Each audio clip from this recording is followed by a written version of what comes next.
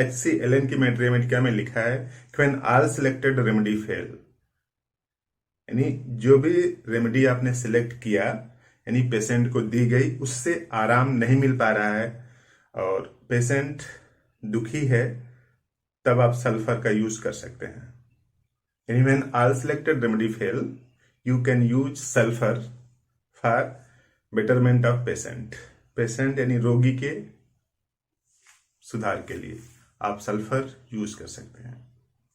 आज के इस वीडियो में समझते हैं कि जो सल्फर है उसके सिम्टम्स ये जो लिखे हैं किस तरह से जनरेट होते हैं बॉडी में और फिर कैसे इसको यूज किया जाए, पूरी बात समझते हैं।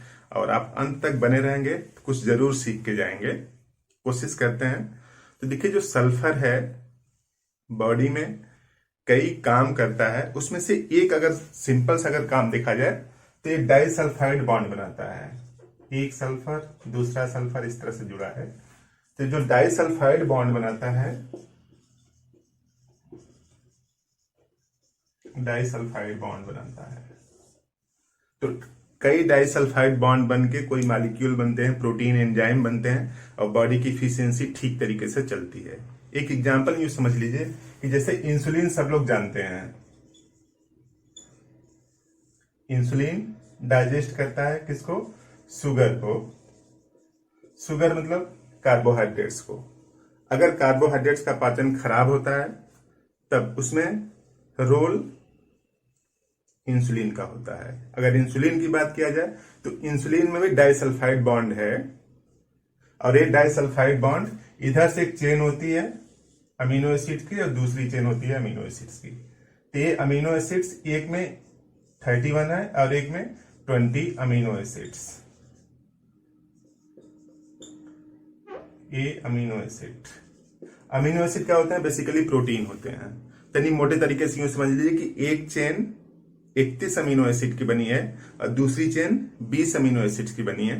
उसको जोड़ने का काम कौन करता है? यही सल्फर। और इसी बॉन्ड को क्या बोलते हैं? Disulphide bond. तो यूं समझ लीजिए कि इंसुलिन ठीक से बने बॉडी में, उसके लिए उपयोगिता किसकी है? सल्फर की, डाइसल्फाइड बॉन्ड बनाने के लिए। अगर डाइसल्फाइड बॉन्ड नहीं बनता है तो दो अमीनो एसिड आपस में जुड़ेंगे नहीं, और दोनों अमीनो एसिड अगर आपस में जुड़ेंगे नहीं अमीनो एसिड की चेन, तो इंसुलिन नहीं बनेगा।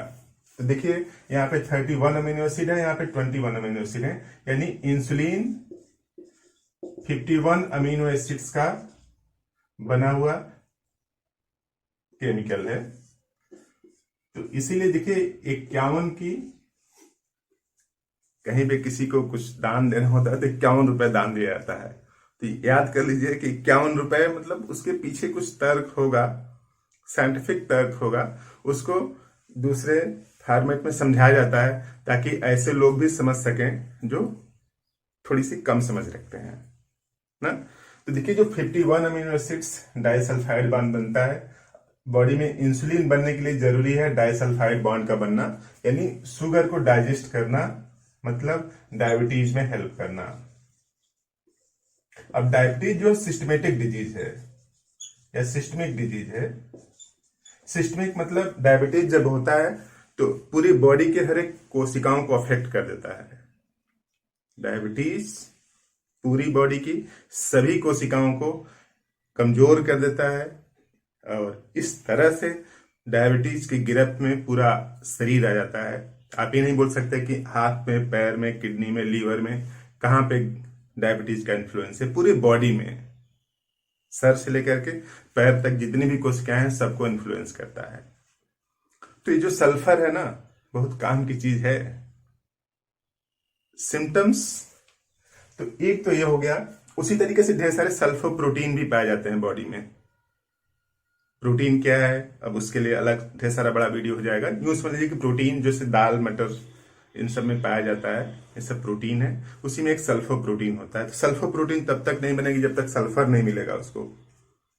तो इस तरह से ये सल्फर की स्पेक्ट्रम है बॉडी में। और अब आप समझ सकते हैं कि अगर सल्फर हर एक कोशिका को डायरेक्टली या इनडायरेक्टली इन्फ्लुएंस करता है यानी पूरी बॉडी को।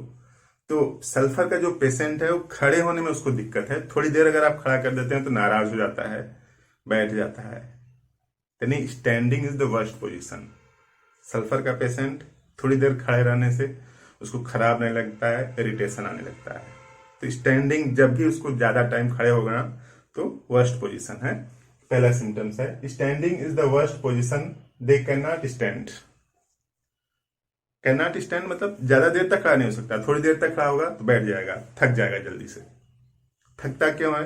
पूरी बॉडी में एक तरह से अनएक्सपेक्टेड सी वीकनेस है, कमजोरी है। तो किसी भी पेशेंट को, किसी भी आदमी को अगर खड़े होने में थोड़ी दिक्कत होती है, यानी ये वीकनेस गाउट वाला और दूसरे वाला नहीं है कि गाउट है तब आप सल्फर को यूज करने लगे। ऐसे नॉर्मल आदमी पेशेंट ठीक है, गठिया उठिया का दिक्कत नहीं है उसको, लेकिन फिर भी खड़े होने में उसको दिक्कत है, ज्यादा देर तक खड़े नहीं हो सकता। और ड्रिंक मच ईट लिटिल, यानी थोड़ा सा खाना खाता है और पानी ज्यादा पीता है। क्यों? ये जो सल्फर है ना, सल्फर बर्निंग काज करता है, बॉडी में जलन उत्पन्न करता है। तो अगर बर्निंग है तो पानी तो ज्यादा पिएगा, यानी जो पानी ज्यादा पी रहा हो, खाना कम खा रहा हो, खाने की तुलना में पानी ज्यादा पी रहा हो, यानी उसकी बॉडी किस तरह से रिक्वायरमेंट है कि सल्फर की जो मैकेनिज्म है बॉडी के अंदर कुछ ठीक नहीं चल रही है। और बर्निंग भी है इसमें, हाथ पैर में जलन भी होती है, बिस्तर में सोते समय बाहर निकाल कर सोता है तो सल्फर में बर्निंग भी है। और बर्निंग को एमोडरेट करने के लिए, आराम पाने के लिए कम खाता है लेकिन पीता ज्यादा है पानी। और एग्रेवेटेड फ्रॉम स्टार्ची फूड, यानी ऐसे फूड जिसमें स्टार्च हैं, जैसे चावल, चीनी, आलू और इसी तरीके के इसी से बने हुए कुछ भी मटेरियल खाने से उसको दिक्कत हो जाती है। जो स्टार्च होता है ना, वो आलू, चावल, चीनी से बने सगे संबंधी हैं सब, तो उनको खा लेने से दिक्कत होती है सल्फर पेशेंट को। तो स्टार्ची फूड से एग्रीवेशन है उसको। और want to sleep late in morning, सुबह देर तक सोना चाहता है, 7 बजे तक, 8 बजे तक सोना चाहता है। नेक्स्ट भूमिका भी इसी टाइप के चाहता है, वो भी लेट सोना चाहता है। तो लेट सोने की आदत है। और खास बात, इसको अगर डायरिया होती है तो सुबह उठता है तो तुरंत इसको वॉशरूम जाने की जरूरत महसूस होती है, तुरंत जाना चाहता है। ये चाहता है कि जब हम जगे तो वॉशरूम खुला रहे, यानी यूं समझ लीजिए कि इसको डायरिया ही जगाती है। लेट तक सोना चाहता है लेकिन डायरिया की वजह से, मॉर्निंग डायरिया होती है, इस वजह से जग जाता है। और जग जाता है तुरंत जाना चाहिए उसको, तुरंत वॉशरूम इसके लिए ओपन होना चाहिए, यानी उसमें कोई यूज ना कर रहा है और थोड़ा देर वेट नहीं कर सकता। देखिए, diarrhoea driving out a bed early in the morning, सुबह में जगता है डायरिया की वजह से, कि डायरिया उसको हो गई, जल्दी सब जगेगा, तुरंत जाएगा वॉशरूम में। तो इस तरह से इंडिकेशन है सल्फर के। अगर इन 5 इंडिकेशन अगर किसी को भी मिल जाए तो सल्फर कितने जल्दी या कितना बेहतर काम कर सकती है आपको खुद अंदाजा नहीं होगा। तो सल्फर बेहतरीन मेडिसिन है, खासतौर से तब जब सभी अस्त्र होम्योपैथी के काम न कर रहे हो तब आप सल्फर यूज करें। सोरिक सिम्टम्स को, ईचिंग भी है बॉडी में, बर्निंग भी है, इसी तरीके के हजारों सिम्टम्स हैं सल्फर के।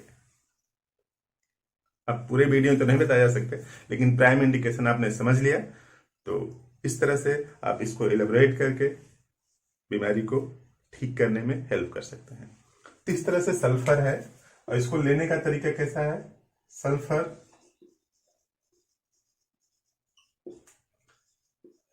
200 ओनली संडे, केवल एक टाइम लिखिए, only Sunday morning, 4 drops on टंग, केवल संडे को लीजिए। सिम्टम्स अगर मिलते हैं तो ज्यादा रिपीट करने की जरूरत नहीं पड़ती, दवा को जल्दी से आराम आ जाता है और पेशेंट क्योर की तरफ बढ़ने लगता है। तो इस तरह से बेहतरीन वीडियो में आप यहां तक बने हैं तो आप लकी हैं, कुछ बात जरूर समझ में आई होगी। अगर जो भी बात समझ में आई है तो आप कमेंट बॉक्स में जरूर लिखिए कि ये बात मुझको समझ में आई, अच्छा लगेगा मुझको।